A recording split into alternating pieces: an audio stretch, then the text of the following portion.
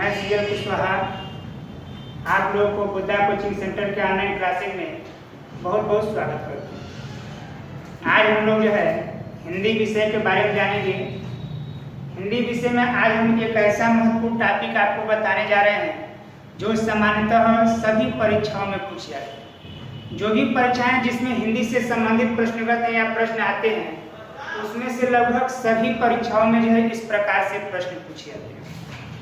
तो आज हम आपको क्या बताने जा रहे हैं? आज हम आपको बताने जा रहे हैं कि हिंदी भाषा की उत्पत्ति के बारे में। यानी हमारा जो आज का टॉपिक है वो क्या है? हिंदी भाषा की हिंदी भाषा की उत्पत्ति। हम आज जानेंगे कि हिंदी भाषा की उत्पत्ति जो है किस भाषा से हुई। जैसे परीक्षाओं में इससे संबंधित जो प्रश्न पूछे गए इस प्रकार से प्रश्न पूछे गए हैं कि हिंदी भाषा की उत्पत्ति किस भाषा से हुई है, हिंदी भाषा की आदि जननी कौन सी भाषा है, वर्तमान हिंदी को हम किस नाम से जानते हैं।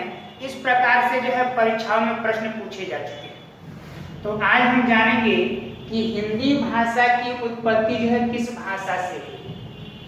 सबसे पहले हम ये जानेंगे कि भारत की सबसे प्राचीन भाषा कौन सी है। ये सभी आप लोग भी जानते होंगे, सब लोग जानते हैं कि भारत की सबसे प्राचीन जो भाषा है वह आपका है संस्कृत। भारत की सबसे प्राचीन भाषा संस्कृत भाषा है।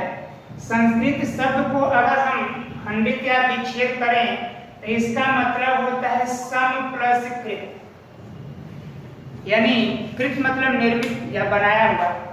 यानी अगर इसका हम समान अर्थ देखें कि संस्कृत शब्द का अर्थ क्या होता है तो संस्कृत शब्द का अर्थ होता है शुद्ध रूप से निर्मित, परिष्कृत या बनाया हुआ कह सकते हैं, यानी जिसका शुद्ध रूप से निर्माण किया गया, ऐसा शब्द इसके लिए उपयोग कर सकते हैं।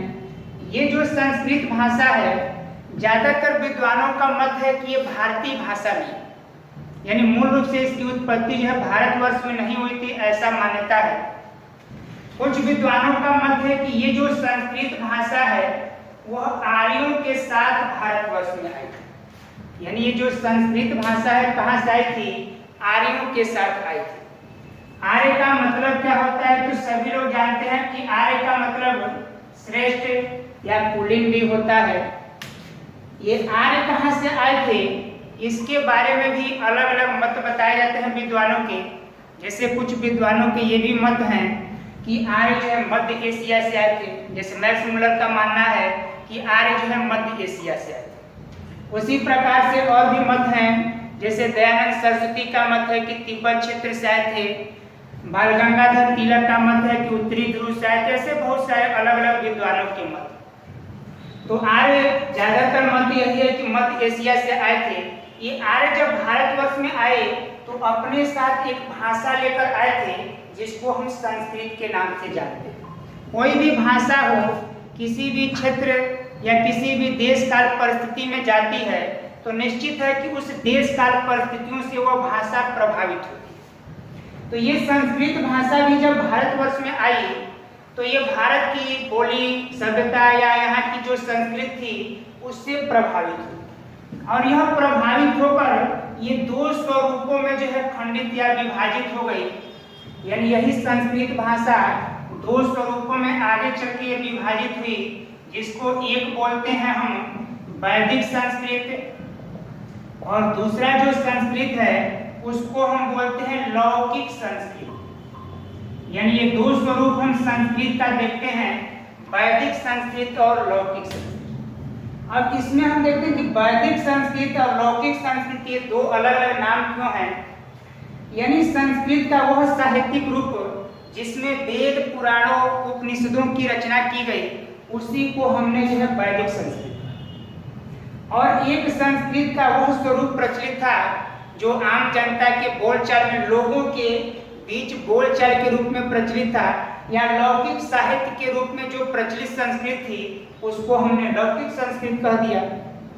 जैसे रामायण हो गया, महाभारत हो गया, तो रामायण और महाभारत जिस संस्कृत में लिखे गए हैं उसको हम लौकिक संस्कृत कहते हैं।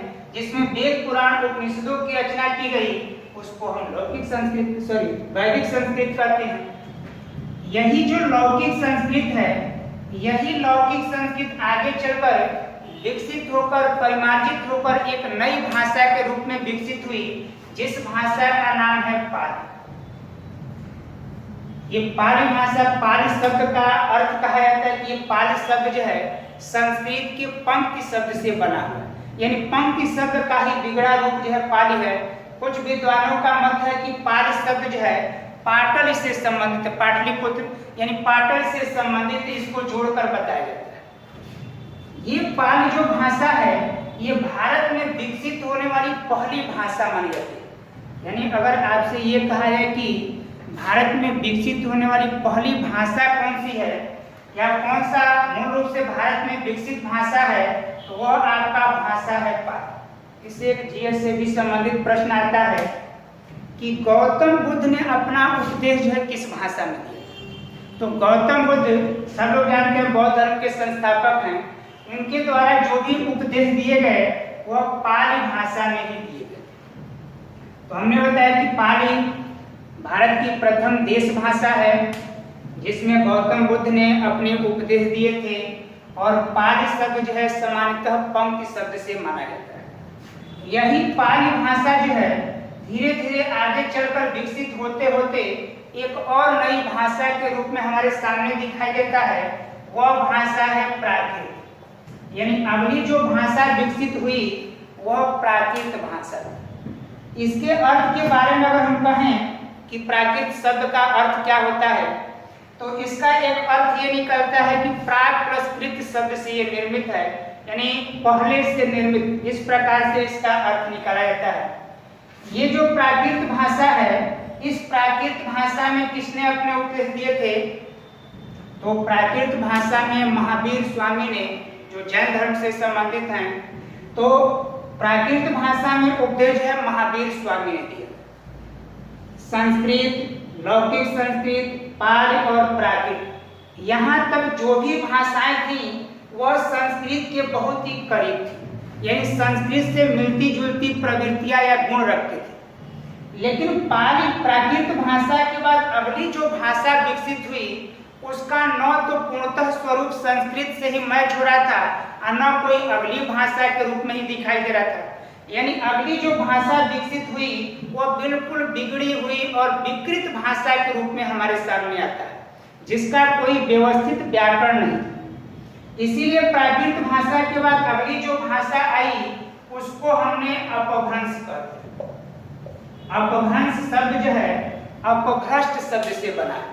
अपभ्रष्ट का मतलब ही होता है बिगड़ा हुआ स्वरूप, यानी संस्कृत भाषा का जो स्वरूप चला आ रहा था वह यहाँ तक आते आते क्या हो गया, बिल्कुल अपभ्रष्ट हो गया, विकृत हो गया। इसीलिए इसका नाम हमने क्या रख दिया, इसका नाम अपभ्रंश रख दिया, क्योंकि ये बिल्कुल बिगड़ी हुई भाषा थी, इसका कोई अपना व्यवस्थित व्याकरण नहीं। और यही जो अपभ्रंश भाषा है, इससे एक भाषा, जिस भाषा की हम उत्पत्ति जानना चाह रहे थे, वह आपका हिंदी भाषा। यानी हिंदी भाषा की उत्पत्ति किस भाषा से हो रही है, तो अपभ्रंश भाषा से हुई। अब इसमें देखिए क्वेश्चन पूछने के तरीके बदल सकते हैं। जैसे मानिए आपसे क्वेश्चन कर दिया गया कि हिंदी भाषा की आदि जननी कौन सी भाषा है, तो आदि का मतलब क्या होता है, आदि का मतलब प्रारंभ। तो प्रारंभ कहाँ से हम देख रहे हैं, प्रारंभ हो रहा है संस्कृत से। यानी हिंदी भाषा की आदि जननी कौन सी भाषा है, तो संस्कृत भाषा है। लेकिन अगर केवल ये कहा जाए कि हिंदी भाषा की उत्पत्ति किस भाषा से हुई, तो वो हमें क्या बताना है, वो हमें बताना है अपभ्रंश। यानी हिंदी भाषा की उत्पत्ति किस भाषा से हुई है, तो अपभ्रंश भाषा से हुई है। कभी कभी प्रश्न पूछने के दौरान अपभ्रंश ऑप्शन में नहीं दिया रहता है, उसमें ऑप्शन में दिया रहता है सौर सेनी अपभ्रंश।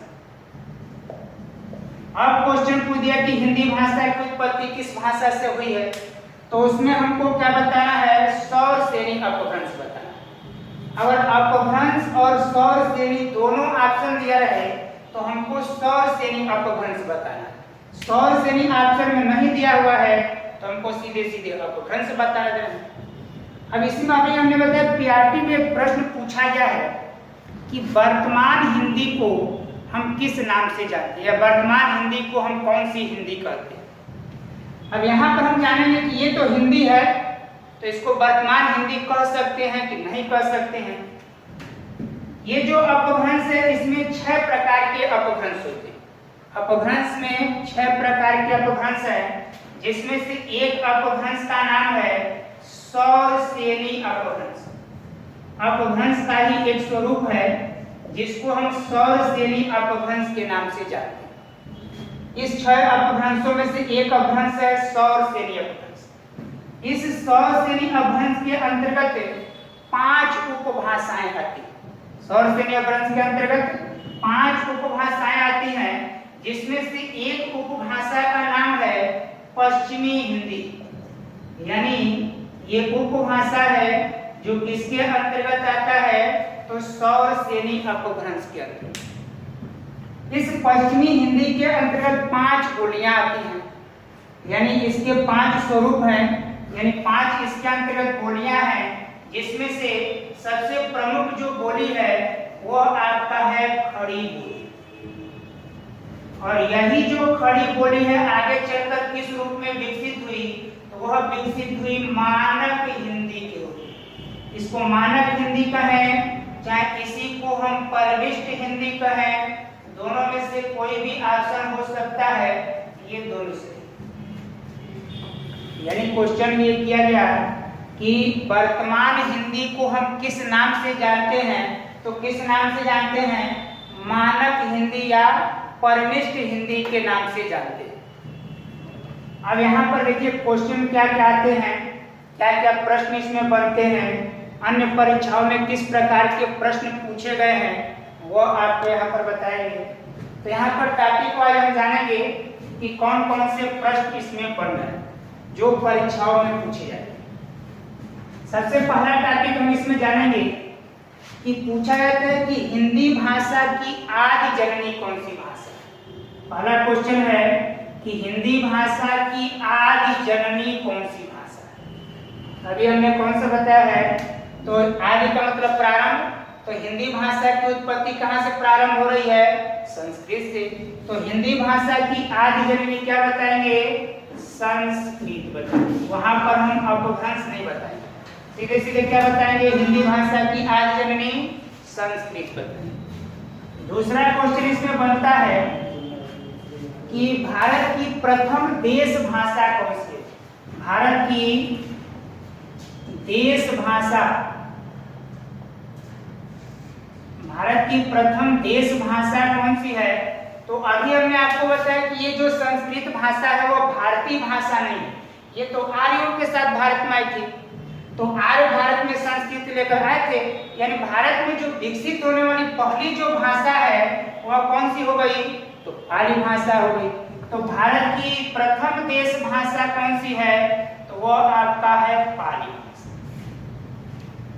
अगला प्रश्न है कि हिंदी भाषा की उत्पत्ति किस भाषा से हुई। तो अगर आपसे पूछा जाए कि हिंदी भाषा की उत्पत्ति, हिंदी भाषा की उत्पत्ति किस भाषा से हुई है, तो उसमें दिया रहेगा अपभ्रंश। और हमने कहा कि अगर अपभ्रंश नहीं दिया रहेगा तो क्या रहेगा, उसमें रहेगा सौरसेनी अपभ्रंश। इन दोनों में से कोई भी ऑप्शन आपसे सामने हो सकता है। अगर दोनों ऑप्शन दिया रहेगा तो हमने बताया कि आप क्या बताएंगे, सौरसेनी अपभ्रंश बताएंगे। अगला क्वेश्चन इसमें यह है कि वर्तमान हिंदी को हम किस नाम से जानते हैं। तो क्या भी हमने बताया आपको कि वर्तमान हिंदी किसको कहेंगे या किस नाम से जानते हैं वर्तमान हिंदी को, तो हम उसको जानते हैं मानक हिंदी। मानक हिंदी कह सकते हैं या उसी को हम परिनिष्ठ हिंदी भी कर सकते हैं। एक और भी उसमें क्वेश्चन है जो अन्य परीक्षाओं में पूछे जा चुके हैं कि हिंदी की कौन सी बोली मानक हिंदी के रूप में विकसित हुई। यानी हिंदी में जो है कुल मिला के 18 बोलियां हैं, 5 उपभाषाएं और 18 बोलियां हैं।